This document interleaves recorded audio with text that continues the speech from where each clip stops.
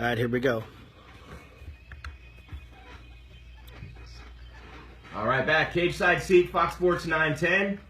The biggest names in sports. Last week it was Dan Henderson, CB Dollaway, and Mike Goldberg. Goldie will join us again today. Kolby Kolibas, Kolby K-A-Y on Facebook. Kolby K is in the house. He spent years as a DJ for guys like Ludacris and The Roots and Outkast in the music business, got into the corporate world, went that route for a while, got back into MMA and managed fighters on the marketing side, worked with a lot of fighters you might know. We'll let him talk about that. We're going to break some economics down in a minute for you. Tom's back in the house this week after a 2-3. Was it 2-3 or 1-4? 2-3. 2-3. All right. So Melissa's here. We're on Facebook Live at Cage Side Seat. Twitter, Instagram, Cage Side Seat MMA, and we're just keeping it warm today for Bauer and Bo. So we have all the seats filled here in the studio. They'll be on from 1 to 3. Richie's on the other side. Should I even mention it, Richie? I hate to even do it. Did you see the pictures on Facebook? Tom, you saw them. I did. Richie lost a bet. Check him out, Richie Flores on Facebook.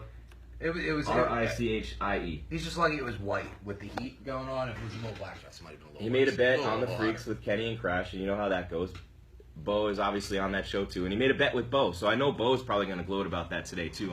There's Bo over there. So, but it was Richie and some. And he was accessorizing a little bit, working that night in the studio.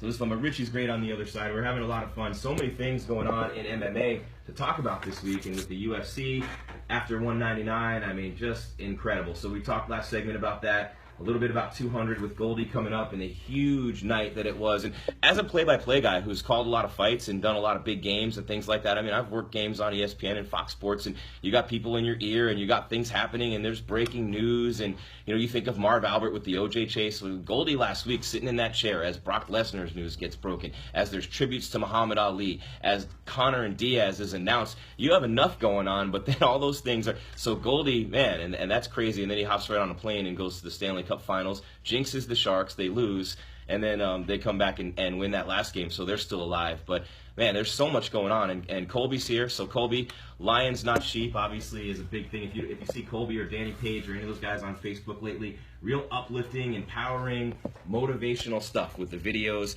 And they have Meltdown in the Desert coming up on June 24th in Phoenix, and it's a night where you can learn how to maximize and use social media, particularly on the video side, to make money, which is exactly what you've done with a lot of fighters, and that's something that they really need, because obviously fighters make their money from other places for the most part besides fighting. Yeah, that's absolutely right. One of the things, and we talked about this in prep, Grease, is let's take all of the professional sports and let's break them down, and let's get to fighting. If you go from Major League Baseball to football to wrestling to hockey to boxing, and then you end up with this little bucket of money that gets kind of thrown around to the fighters. It's the out of all the professional sporting leagues, it's the league that pays out the least.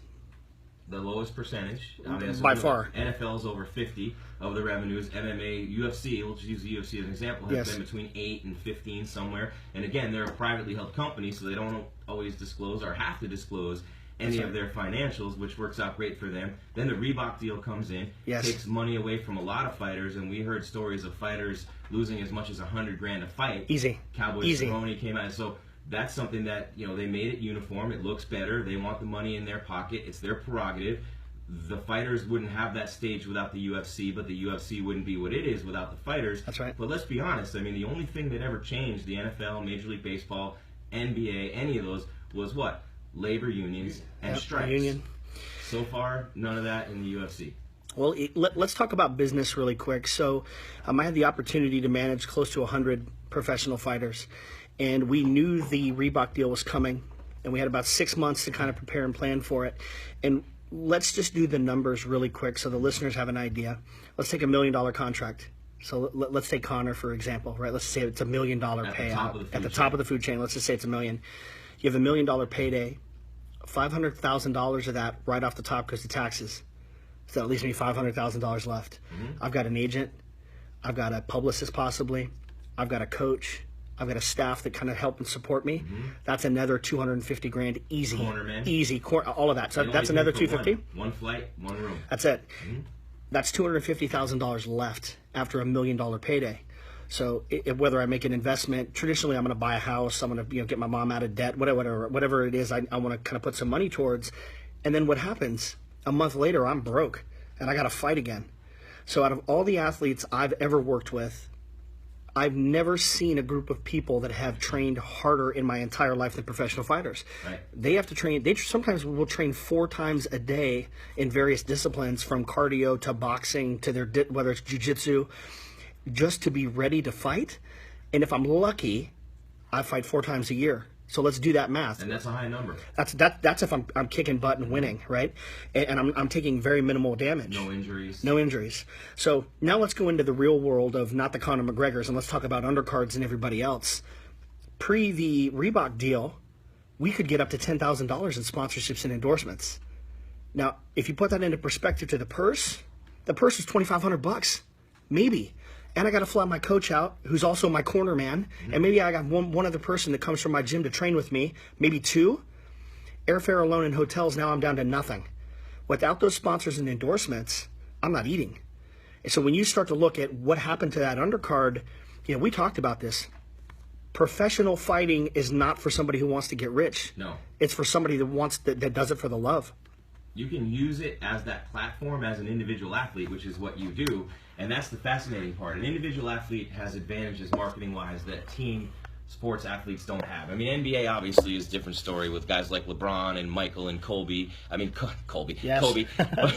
Freudian slip. But it's literally one of those things where, they're individual stars in the league's marketed that way. Even the NFL, guys like Tom Brady, I mean, those guys are always going to make their money. But as an individual athlete, you have a chance to make a lot of money if you make it to the top, and then you have a chance to get pay-per-view points, which they don't disclose. And so certain guys will make a ton of money, or Ronda Rousey, girls in some respects. So that happens, but that is literally needle in a haystack type of stuff. I mean, the regular people. I remember Ryan Bader fighting Rampage in Tokyo, and I think he made like 25. Yep. You know what I mean? 25 and 25. I think. I could be wrong. It was right around that number. And Bader was, obviously clearly a top 10 guy in the division at the time, fighting a legend in Rampage all the way across the world, flying his other coaches besides they give you That's one right. coach, one ticket, one room. He's got guys piled up in his room all week. They're cutting weight. They hire nutritionists. They bring in fighters to mimic. When he fought Machida, they brought in a guy who mimicked Machida, pay his travel. That's right. So by the time you divvy it all up, you got nothing left, and you use that platform to build something. And now Bader's got a drink that he launched, Juby, and you want to see guys like him do well. You worked with Benson Henderson, guys own gyms. Benson Henderson owns a piece of the lab with John Crouch, and so you maximize however you can. You give private lessons. You make money however you can based on your name, because it's not coming from in the cage. I mean, there are fighters in championship fights who make $14,000. Well, and that's a championship fight. Think about this when you start to look at let's look at life expectancy. So let's take revenue, earning potential, and then lifespan if I don't get hurt. Okay, so the lifespan of a professional athlete at my prime might be 7 to 8 years. Okay, that's any sport. 2 years out of retiring, the numbers are like 85% of them go broke. Oh, yeah. 2 years out of retirement because they do what? I'm going to go start a liquor company. I'm going to open a bar. I'm going to open an apparel company. Those are all horrible investments. Everybody's got a handout. It's like, you don't get taught. You spend your whole life training and your whole life in your discipline, regardless of the sport, to be an athlete. And when that goes away, you don't know what else to do. That's Allen Iverson, Antoine Walker, yes. $100 million. Prime examples of guys who had it all and lost everything. And then you look at guys like, Tyson. Well, look at Shaq.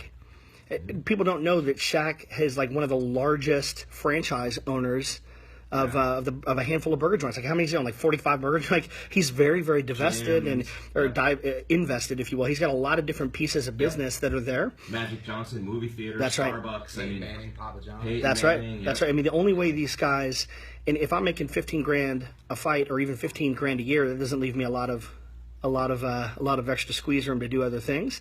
The stuff that we really worked on was treating each athlete like a brand, leveraging social media, and then using sponsors and endorsements on the platform of social media, not necessarily the pay-per-views and the television, because we knew that things were changing, but allowing from a social media perspective for them to get eyeballs. So it's unique, man. And we don't talk about the individual athlete and the economics of the athlete as much as we do the larger mothership organization. No, and really, thank God for social media, right? And for the digital world that we live in, and doing Jam 7 with Melissa every day. We have a lot of clients that we help with their digital footprint and content. It's all about content these days. So the athletes have the opportunity to make money every day with social media, with videos, with content, behind the scenes stuff that the fans want to see. And so for those guys to have that opportunity that wasn't there a few years back, it's great for them. I mean, that's the one thing that fighters have going for them now with the popularity of the UFC that people didn't have for years and years and years. We talked about Muhammad Ali last week. There were 3 stations to watch, 3 network stations to watch when Muhammad Ali was in his prime, right? He's on one of them. So there's 33% right there. I mean, so everybody knew. So now there are 200 plus channels everywhere you look, more. So everybody's on social media. So the hardest thing now, Kolby, is not getting your message out there. It's getting people to see it because it's so convoluted now, and the pool is definitely full and crowded. That's right. Well, it's how do you become an individual, and then you get into the argument of guys like Chael and guys like Bisping, who talk, and Connor, guys who do what? Ronda. What do they do? Talk. They sell fights. That's part of the marketing machine, right? There's a lot to be said around that. It's to do one thing and one thing only.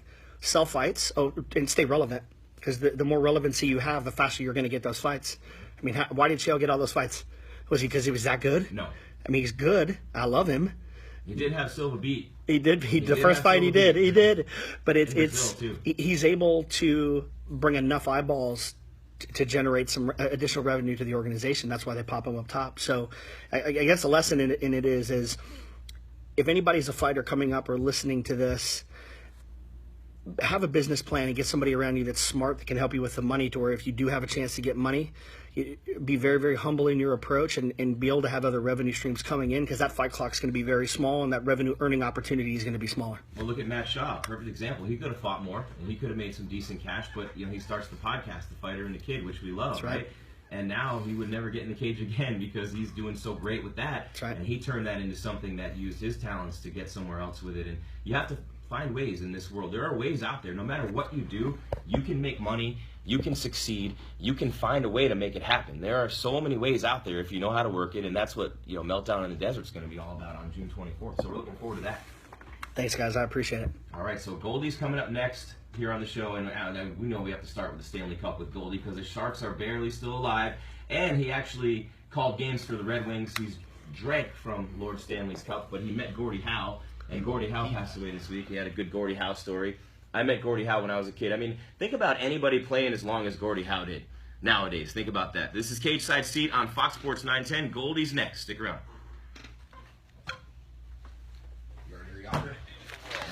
Guys, that's it. Really appreciate you tuning in. Rachel Crouch, how are you doing? I see you. Tanya, let's see. Steven, Robert. What else we got? Steven. My wife, I got a face for radio. I really do. Jenny. Hey, big up. Go ahead. What's up, Jenny? Take a little love. So, hey, Sean, to the fam, Little Lions Not Cheap, representing here on the radio station. Thank you guys so much for tuning in. It was a pleasure and a blessing and an honor to come on Grease's show and talk about some of the things I love most, helping people take their dreams to reality, mixed martial arts, which I've been a fan of since UFC 2, and entrepreneurship. Till the next time, peace.